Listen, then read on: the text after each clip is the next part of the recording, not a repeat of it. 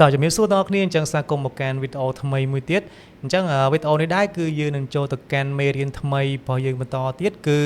ពាក់ព័ន្ធជាមួយនឹង layer អញ្ចឹងខ្ញុំនឹងធ្វើការលម្អិតជាមួយនឹងpanel layer ហើយយើងនឹងមានការធ្វើលំហាត់ជាក់ស្ដែងផងដែរអញ្ចឹងដើម្បីកុំឲ្យយើងរៀនមេរៀនយើងធុញយើងនឹងមានគំរូលំហាត់តូចមួយសម្រាប់គ្នាយើងដែលយើងបានរៀនពីមុនមកអញ្ចឹងកុំឲ្យខាត់ពេកតោះយើងចូលទៅកាន់ Photoshop ទាំងអស់គ្នាអូខេអញ្ចឹងយើងចូលមកកាន់ Photoshop របស់យើងហើយអញ្ចឹងខ្ញុំនឹងធ្វើការបង្កើតជា text មួយជាអក្សរមួយដើម្បីធ្វើការ design ជាមួយនឹង text ហ្នឹងអូខេអញ្ចឹងtool text ទាំងអស់គ្នាម្សិលមិញមេរៀនមុនគឺយើងចូលទៅកាន់អក្សរ T នេះឬក៏ shortcut របស់វាគឺអក្សរ T អូខេបន្ទាប់មកទៀតគឺយើងចុចលើវាមួយមកយើងនឹងអាចធ្វើការសរសេរអក្សរនៅក្នុងនឹងបានហើយអូខេអញ្ចឹងទាំងអស់គ្នាឃើញអក្សរយើងគឺវាមានសភាព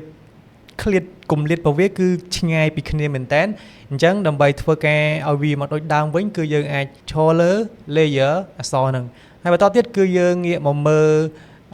ខាងស្ដាំនៃ Photoshop នេះគឺយើងអាចឃើញ panel មួយគឺឈ្មោះថា property អក្សរ VA នេះហើយមានគម្លាតឆ្វេងពីឆ្វេងទៅស្ដាំហ្នឹងអូខេយើងអាចដកវាមកធ្វើ0អញ្ចឹងយើងឃើញថាវាមកដូចដើមវិញហើយវាដូចសភាពអក្សរខ្មែរយើងទូទៅហើយអូខេអញ្ចឹងយើងអាច scale វាឲ្យចំកណ្ដាលមកអូខេអញ្ចឹងបើសិនជាទាំងអស់គ្នា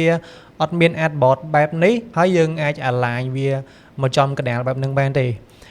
តែទាំងអស់គ្នាបង្កើតជា artboard បែបនេះអញ្ចឹងបើសិនជាទាំងអស់គ្នាអត់មាន artboard ទេទាំងអស់គ្នាអាចនៅពេលដែលយើងបើក Photoshop ទាំងអស់គ្នាកន្លែងនេះទាំងអស់គ្នា complex គឺយើងគ្រីសជាមួយនឹង artboard ដើម្បីធ្វើឲ្យយើងមានភាពងាយស្រួលនៅក្នុងការ design អូខេតោះអញ្ចឹងយើងធ្វើការ design ជាមួយនឹងអក្សររបស់យើងទាំងអស់គ្នាអូខេអញ្ចឹងទាំងអស់គ្នាឃើញអក្សរ sample ខាងលើនេះដែលខ្ញុំយកមកពីអ៊ីនធឺណិតអញ្ចឹងដើម្បីធ្វើការដាក់អក្សរបានដូចគេហ្នឹងគឺយើងធ្វើការចេះលេង layer style ជាមួយនឹងអក្សររបស់យើងអញ្ចឹងដើម្បីដាក់ layer style បានទាំងអស់គ្នាធ្វើតាមខ្ញុំទាំងអស់គ្នាអាចចូលមកកាន់ layer អក្សររបស់យើងមុនហ្នឹងហើយបន្តមកទៀតគឺយើង right click ឬក៏ mouse ស្ដាំហ្នឹងយើងយកពាក្យថា blending option ឬក៏មួយទៀតទាំងអស់គ្នាអាច double click ឬក៏ចុច mouse ឆ្វេង2ដងលើ layer អក្សររបស់យើងហ្នឹងវាចូលទៅកាន់ layer style ដូចគ្នាដែរអូខេអញ្ចឹងកន្លែងនេះគឺសំខាន់ទាំងអស់គ្នាតាមខ្ញុំឲ្យតណាអូខេអញ្ចឹងដំបូងឡើយគឺយើងធ្វើការចាក់ gradient មានន័យថាពីរពណ៌ចូលគ្នាយើងចូលមកកាន់កន្លែងនេះមកគឺ gradient overlay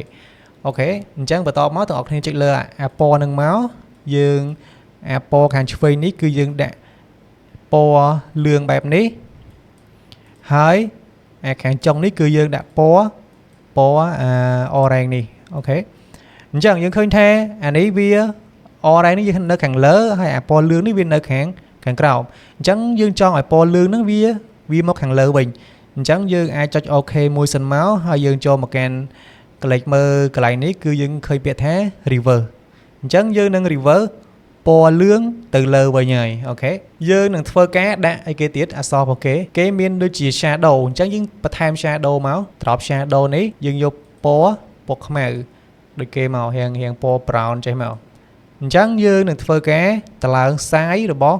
shadow របស់យើងនឹងអូខេខ្ញុំយកប៉ុណ្ណេះហើយបន្ទាប់មកទៀតគឺយើងឃើញថាគេមានដូចជាអក្សរ pop up ចេញក្រៅមកមានថាវាលក្ខណៈ 3D អញ្ចឹងយើងចូលមកបើកជាមួយនឹង Bevel and Emboss នេះអូខេហើយយើងធ្វើការស្រេជាមួយនឹង Deep ឲ្យវាឡើងខ្លាំងតិចមកហើយយើងអាចថាយើងដូរពណ៌នេះទៅកាន់ពណ៌ទៅខូចបែបហ្នឹងមកទាំងពីរហ្នឹងហើយយើងដាក់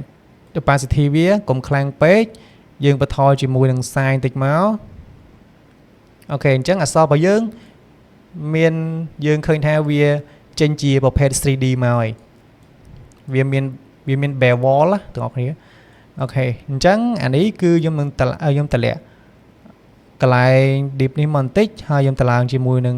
soften ដើម្បីធ្វើកុំឲ្យវាដិតខ្លាំងពេកយើងដាក់មកលំមមកបានហើយអញ្ចឹងយើងនឹងបន្ថែមជាមួយនឹង stroke យើងដាក់កន្លែងនេះគឺពណ៌លឿងបែបនេះអូខេមុននឹង stroke ពណ៌លឿងហ្នឹងគេមាន stroke បតង់ទៀតគឺពណ៌ brown ទាំងអស់គ្នាអាច add ជាមួយនឹង stroke មកតង់ទៀតមកដល់ចុចសញ្ញាបូកនេះហើយយើងដាក់ពណ៌ពណ៌លឿងបែបហ្នឹងហើយអាលើនេះគឺយើងដាក់អា stroke ខាងលើទាំងអស់គ្នាយើងដាក់ពណ៌ brown បែបនេះអូខេអញ្ចឹងអា stroke ពណ៌លឿងក្រោមនេះគឺយើងតម្លើងវាឲ្យខ្ពស់បន្តិចមកដើម្បីឲ្យធំជាងអាពណ៌ brown ខាងលើនេះអានេះគ្រាន់តែជាឧទាហរណ៍ទាំងអស់គ្នាបើសិនជាដល់ពេលយើងចេះហើយយើងមិនធ្វើតាម Photoshop ទេអញ្ចឹងយើងធ្វើតាម Illustrator ទៀតទេអញ្ចឹងថ្ងៃមុខគឺយើងនឹងអាចមានមេរៀន Illustrator ដូចគ្នាដែរអញ្ចឹងខ្ញុំគិតថា shadow របស់យើងនេះវារៀងតិចពេកខ្ញុំនឹងតម្លើងវាតិចទៀតប៉ុណ្ណេះមកអូខេ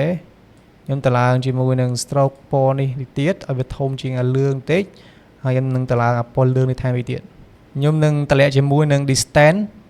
ដើម្បីឲ្យវាទៅក្រៅមកបន្តិច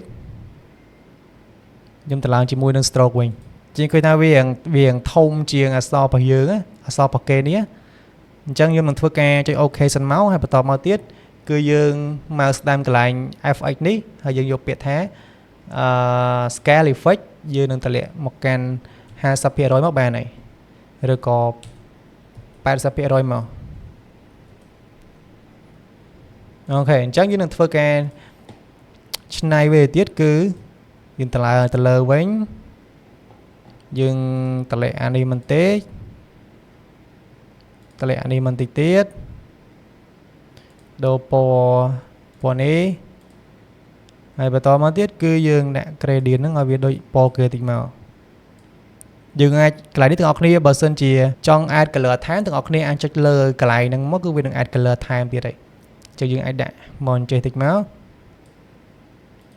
យើងអូសមកកាន់ពណ៌នេះបន្តិចពណ៌លឿងនេះយើងមកខាងនេះបន្តិចឥឡូវខ្ញុំគិតថាយកប៉ុណ្ណឹងចុះអូខេអាហ្នឹងគឺជាការដាក់ជាមួយនឹង layer style ឬក៏ effect ហ្នឹងនៅលើអក្សររបស់យើងដែលនៅក្នុងនេះគឺយើងនឹងឃើញពាក្យថានេះ FX នេះគឺជា effect មួយចំនួនដែលយើងបានដាក់ឲ្យវាអូខេអញ្ចឹងយើងចូលមកកាន់ការ add ជាមួយនឹង background មួយទៀតយើងនឹងធ្វើការ add ជាមួយនឹង solid background ឲ្យដូចអក្សររបស់គេនេះអញ្ចឹងកន្លែងនេះគឺយើងអាចចូលមកកាន់ tool មួយនេះដែលយើងមានជាមួយនឹង solid color ហើយយើង add វាមកយើង pick color ដែលយើងចង់បានធ្វើជា background ហ្នឹងមកអូខេប៉ុណ្ណឹងយើង OK មកយើងអាច scale វាឲ្យចំកណ្ដាលបែបនេះមកអញ្ចឹងនៅមេរៀនក្រោយយើងនឹងធ្វើការនិយាយអំពី color ជាមួយនឹង adjustment អញ្ចឹងយើងនឹងជួបគ្នានៅវីដេអូក្រោយទៀតអរគុណ